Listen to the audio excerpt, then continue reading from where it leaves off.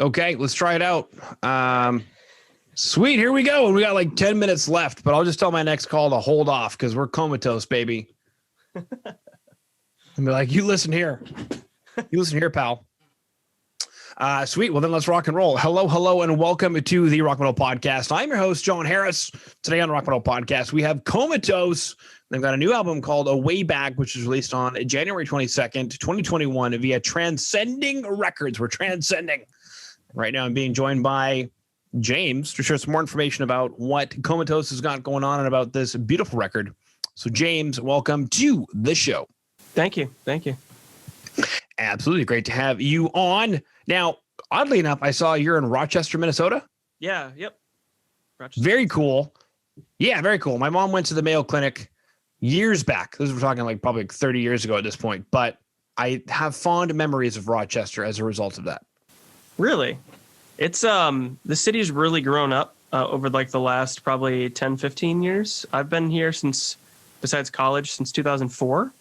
And it's blown up pretty good. I think we're around 130,000. And outside of Minneapolis and St. Paul, we're the third largest city in Minnesota. So, most of the metro population makes the Twin Cities area quite a bit bigger. And there's quite a few cities up there that are about half the size of Rochester that are 45 minutes to an hour outside of the cities. But so are we. I mean, we're only about 70 miles outside of St. Paul and about 90 outside of Minneapolis, heart of Minneapolis, really. So it's become a real adult town, I guess you could say. It's a small city at this point. So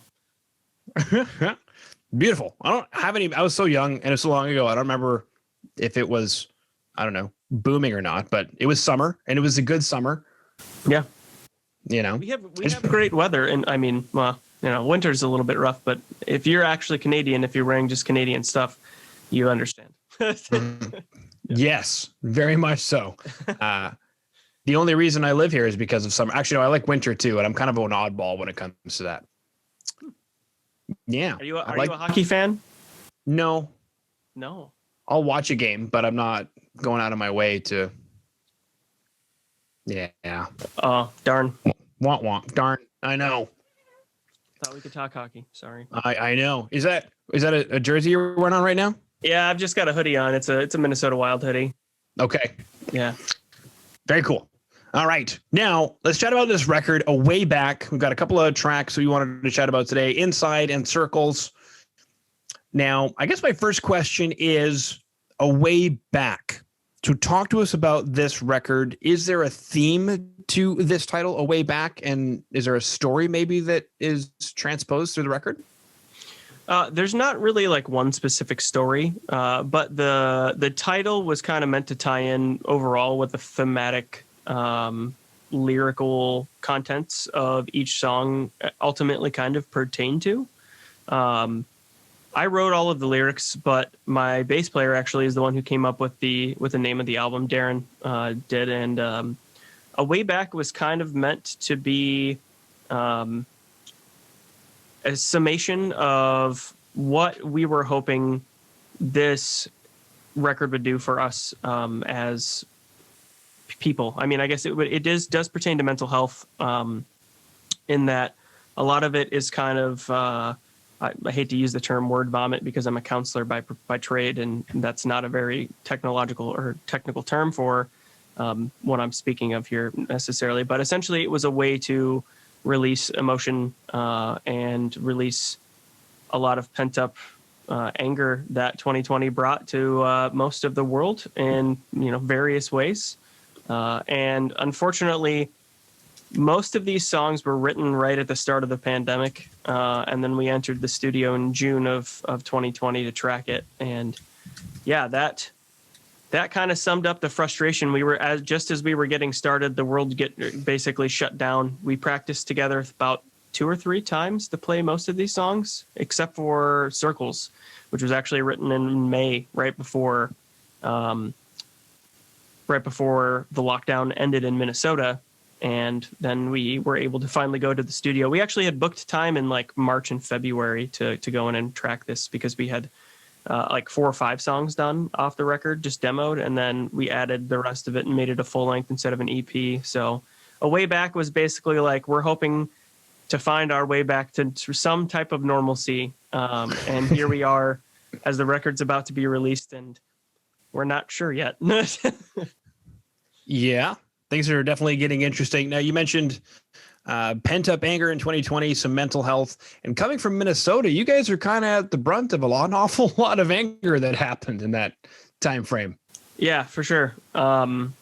Luckily, most of us, well, our drummer actually moved to Minneapolis, but the rest of us are down around Rochester right now. So, yeah, it's been pretty heated. I haven't actually been to the Twin Cities since about February of last year, before, pretty much everything happened at the end of May and beginning of June, and then throughout the summer and stuff. But we've had a lot more attention than we're used to.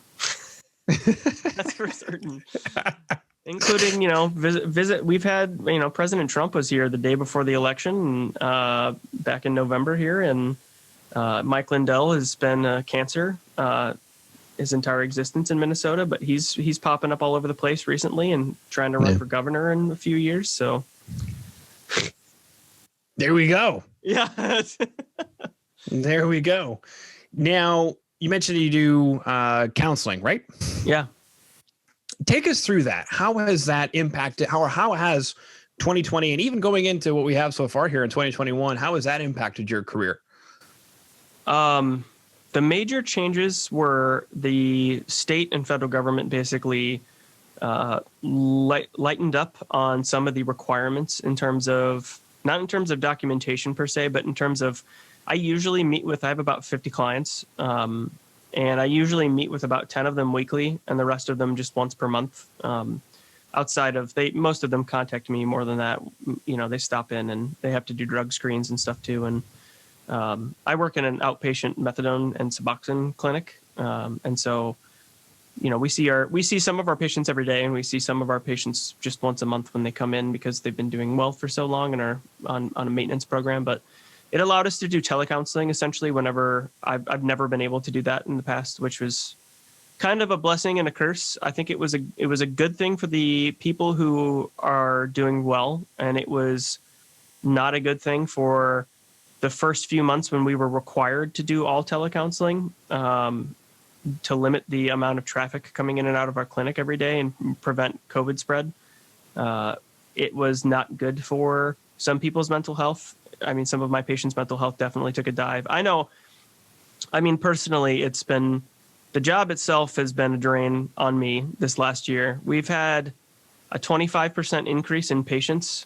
And luckily we haven't been hit with like a huge string of overdoses, but from about May to November of last year, we saw this. It was gradual because we really saw fentanyl pop up like 3 years ago in and around this area. But now nobody who's buying heroin, which is about 75% of what our clients are addicted to when they come in for treatment. The other 25% are usually prescription opiates. And it's not heroin. There's no heroin in the Midwest right now. It's fentanyl. You can probably find it in Chicago, but it comes up usually into Chicago and then goes to the cities and spreads out from there. So it's been a fucking rough year in terms of relapse rates. Like I said, we've had a 25% increase. Our company in March braced for the worst, thinking that suddenly people out of jobs wouldn't be able to pay for treatment, or insurance would be dropping people, and it kind of went the opposite way for most of our company. So I do belong to a larger chain, I guess you can call it, of outpatient programs that exist across most of the U.S. So okay. Yeah. Now, have you then channeled that into the lyrics almost as characters? Like, do certain patients maybe come to mind? Or yes, yeah, no, okay. Absolutely. That's exactly. I'm glad you asked that. But pretty much all of the songs were essentially written either from personal, but mostly personal experience with patients. So, and to some degree, you have to, as a counselor, channel their trauma eventually somewhere else. Or, I mean, you can deflect a lot of it, but I've been doing this for 7 years, and I'm not quite 30 years old. So I've seen I'm not trying to, put myself on a pedestal. I've seen a lot of shit. And, for the first couple of years, I thought it didn't really take effect, but over time, it really does. Hearing other people's trauma does eventually become something that you have to deal with as well. And this has been my way of doing it too. Yeah. Wow. Okay, now take us through these couple of tracks we want to chat about today. Inside and Circles. What are these tracks about? Inside is this one's hard to figure out exactly, but Inside essentially is somebody who has been fed up with dealing, and this sounds worse having what I just explained, but it's essentially not wanting to put effort into helping someone who has not put effort into trying to help themselves. And I mean, the lyrics are pretty simple. The chorus is essentially, there's nothing, or it's nothing. I'm fine. There's nothing left inside. Don't always count on me if you can't help yourself. And essentially it's about feeling burnt out and being unable to assist somebody else in need, especially when the same reoccurring cycle of failure happens because they refuse to change any aspects of their life or their behaviors to change that. And yeah, as a counselor, that happens often, and I've dealt with it for some people for 5 or 6 years alone. Mm-hmm.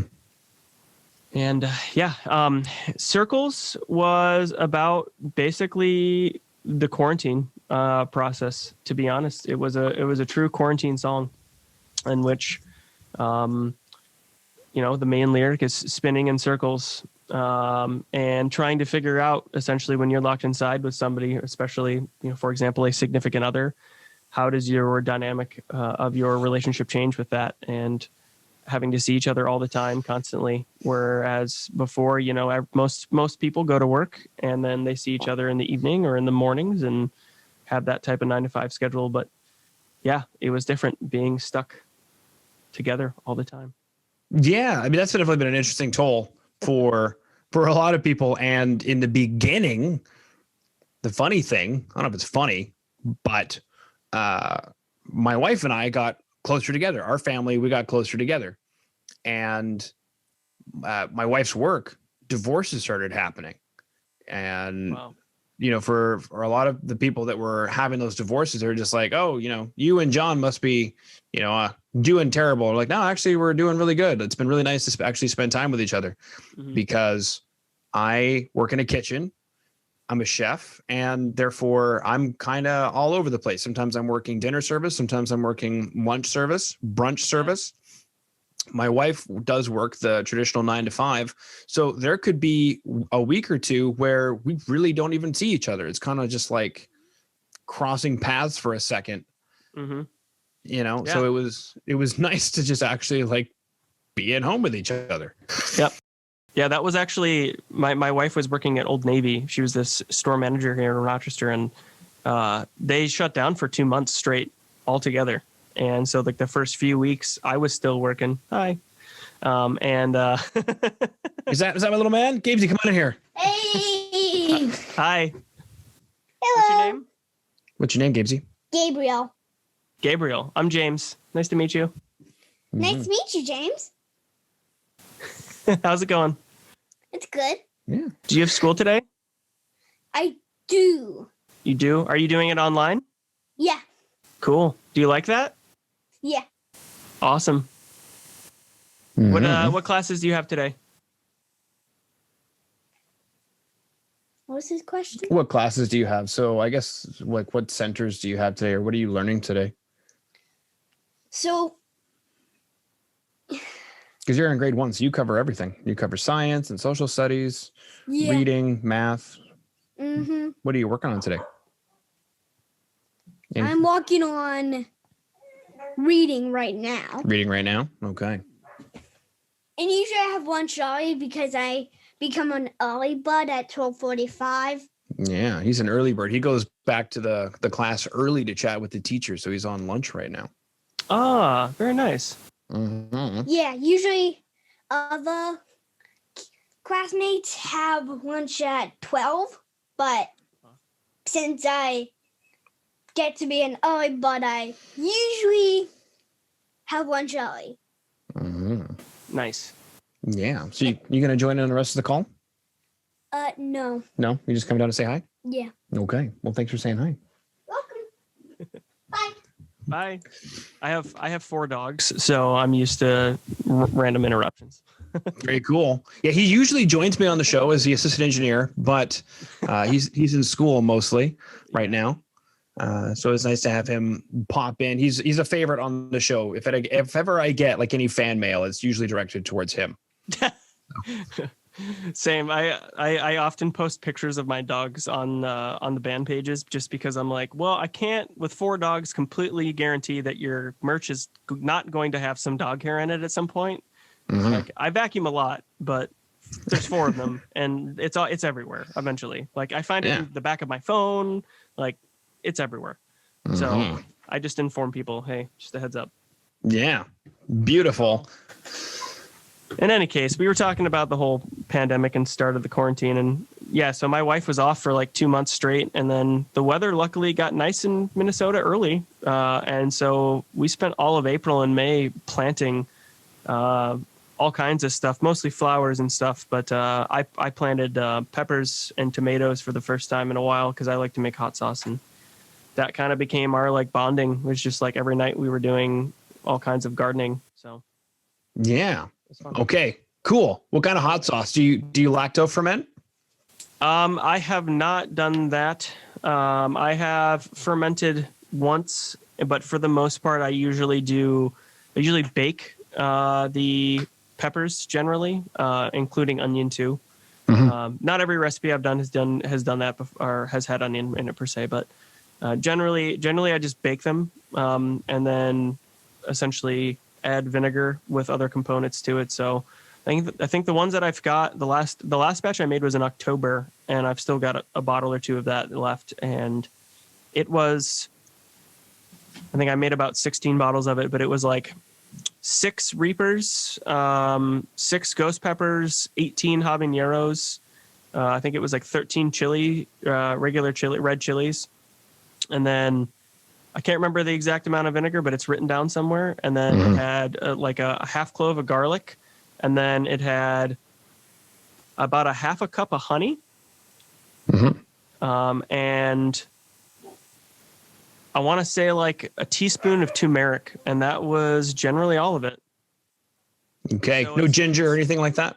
I do the ginger with the habanero based, like the more straight habanero based ones, or jalapeno. See, there's dogs.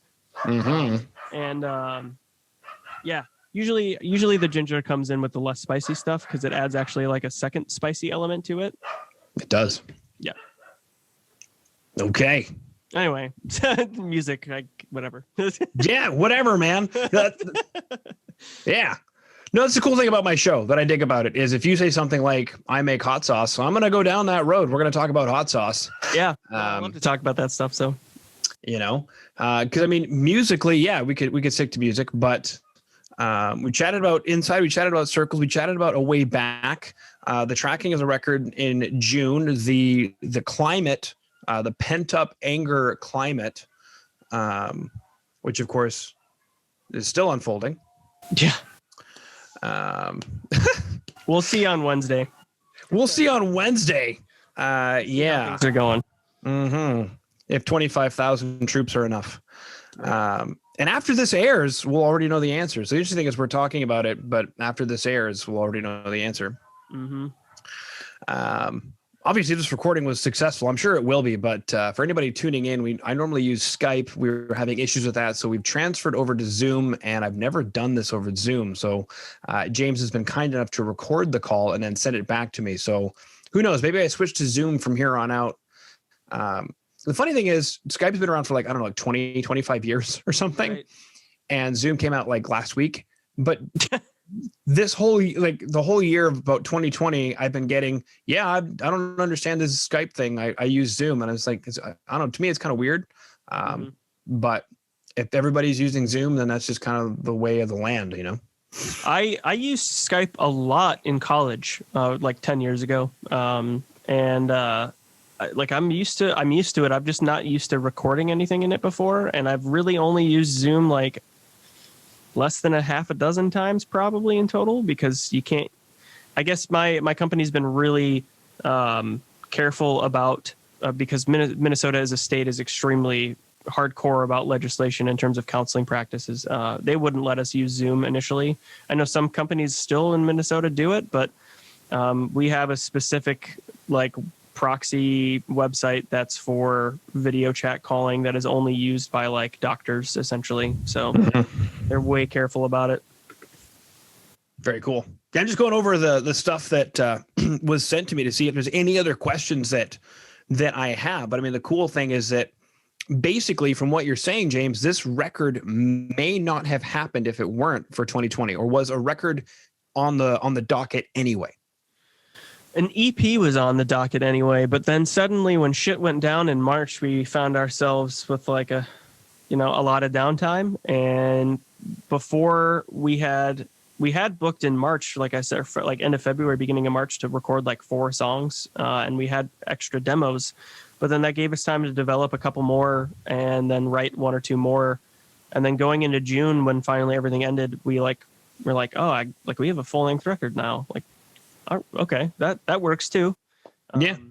There was a lot of specific intention going into the beginning of 2020 that like we just wanted to play dive bars and shows, because the rest of us have all been in bands either together or in other bands. Like for me, Amiensis, and we all played in Fail to Decay together at some point, and some of the guys have actually played with Chrome Waves and done tours with us too. But we just wanted to play local gigs and for fun and be able to play for our friends instead of having to go to fucking like California to play a tour the first day. And yeah, that was our intention. But then everything shit hit the fan as soon as our plans were beginning. Yeah, but at least Carpet Booth Studios was there for you. Yeah, for real though. No, we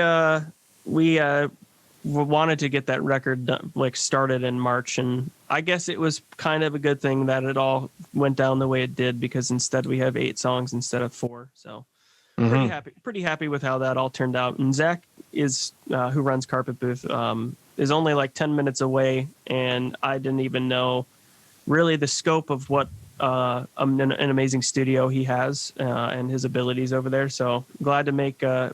We actually knew Zach from back in the day playing shows and locally, like 2008 to 2010, and yeah, it was really nice that he was available, and he kicked ass on this record. One of the best productions I've ever had on anything I've put out. So.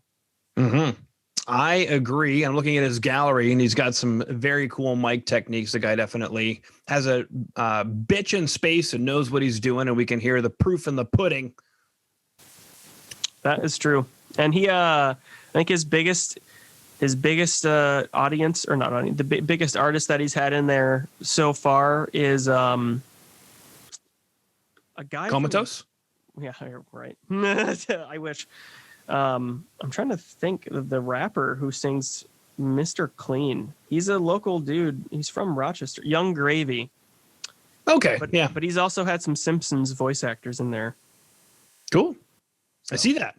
I see that in his what have you there. Looks like he has a lot of toys, a lot of different cool microphones, and a nice space. His microphone, like one microphone that I tracked the vocals on, is probably worth more than all the guitars sitting behind me and the computer I have in front of me.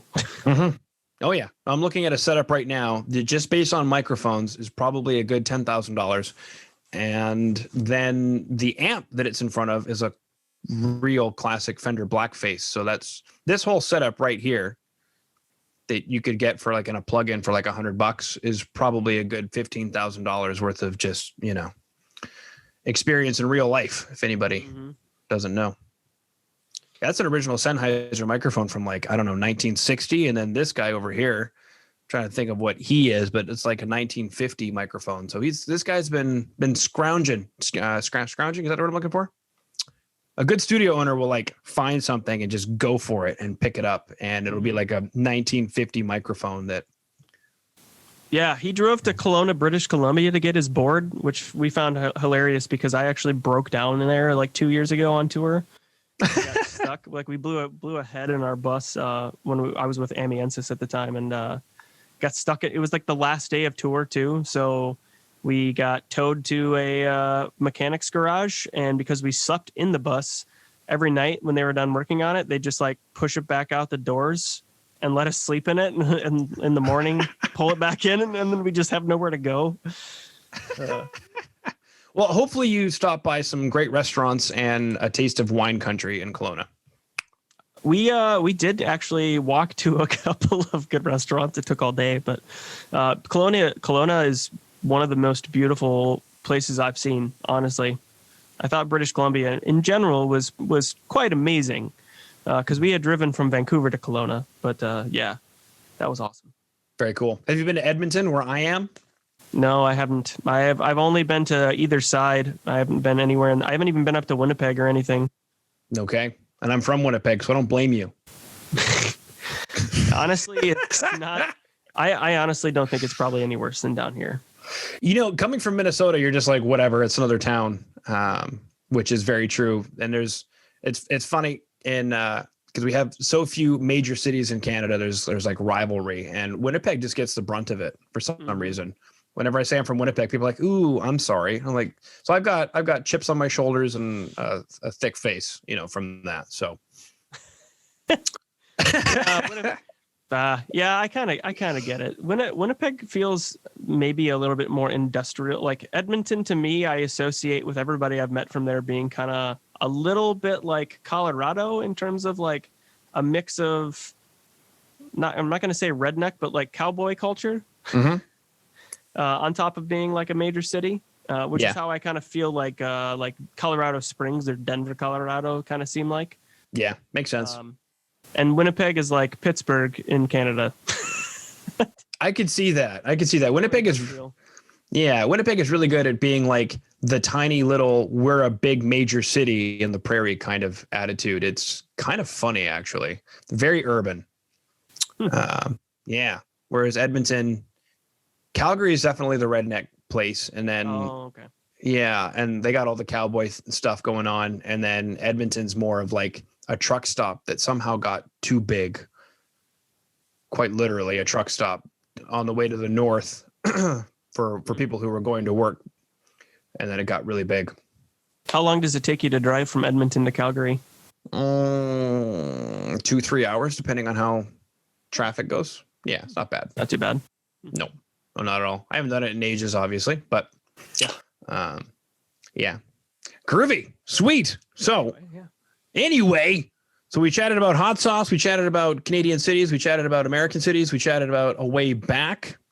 And, the interesting thing, the way I look at, there's that idea of going back to the way things were or some sense of normalcy. And then I don't know if we chatted about that I do Kung Fu and Tai Chi, but one of the best defenses is offensively going in and getting close. And so it's almost like the way I kind of view the situation is the only way out is in, and just go into it and defeat it. And I don't know if that's just like a martial art perspective I have, but I don't even know how you would phrase that in an album, but a way back to a sense of normalcy, or at least, okay, it's coming at me. How do we get into it and defeat it? Mm-hmm. Plans for 2021, I'm guessing, obviously, traditional way to do the record would be touring, playing shows, pending massive civil unrest. Any plans for 2021? You have like, that's the worst question to ask anybody right now in the United States. Like, what are you doing this year? And for the most part, besides people that have ignored the pandemic the entire time or election, everyone's kind of like, I don't know. Yeah, it's really hard to say. I honestly usually would be planning to go on tour this summer or fall, but I just hope that honestly that I can get Comatose to play some local shows by the end of this year. That would be cool. I plan on taking all 4 of my dogs and the bus that I usually use for touring and my wife down to Colorado because she's never been out there, and to go camping. I got 2 cattle dog mixes. One's a red heeler and one's a blue heeler. And then I got 2 border collies. They're a border collie lab and a border collie Siberian husky. And the husky really looks like a husky. So just different colors. But yeah, I mean, that's really it. I've got 6 weeks of paid time off because I haven't gone anywhere pretty much for the last year.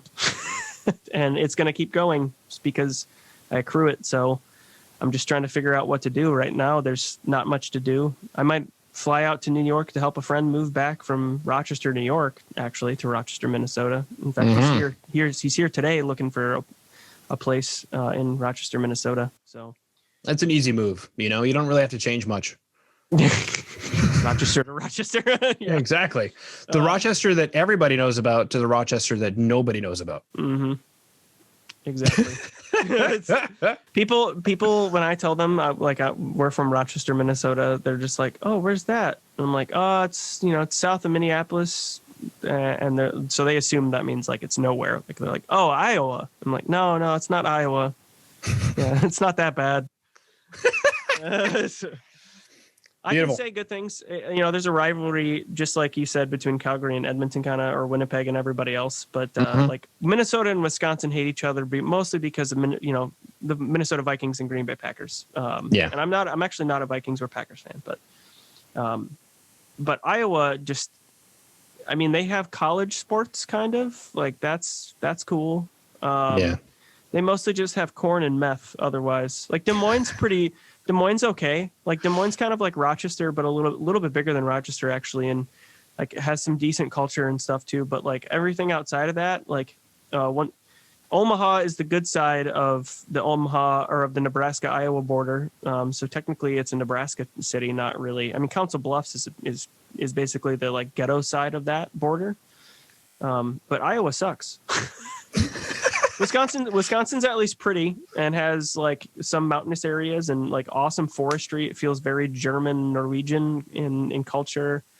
Great beer, great cheese, a lot of heart attacks, but Green Bay's cool, even though I hate the Packers. Milwaukee's pretty dope. Madison's pretty sweet. La Crosse is cool. Northern Wisconsin's great for camping, Door County, but Iowa's just meth and corn. I can't believe it's not Sausage, if you're old enough to remember that one. Beautiful. I'm sorry, I'm only 29. Oh, no. All right. Groovy. Well, that concludes all my questions. So since you're actually recording this call, what I'll do is I'll just say thank you so much for coming on the Rock Metal Podcast. And then when you're done, you just hit stop and figure out how to send it to me and we'll move on. Okay. I'll see how to download it and I'll send you a Dropbox link over email. Perfect. Okay. Well, thank you so much for coming on to the Rock Metal Podcast, James. Thank you very much. I appreciate having this conversation. It was a lot of fun. Beautiful. All right. Well, peace out. Here we go. Peace out.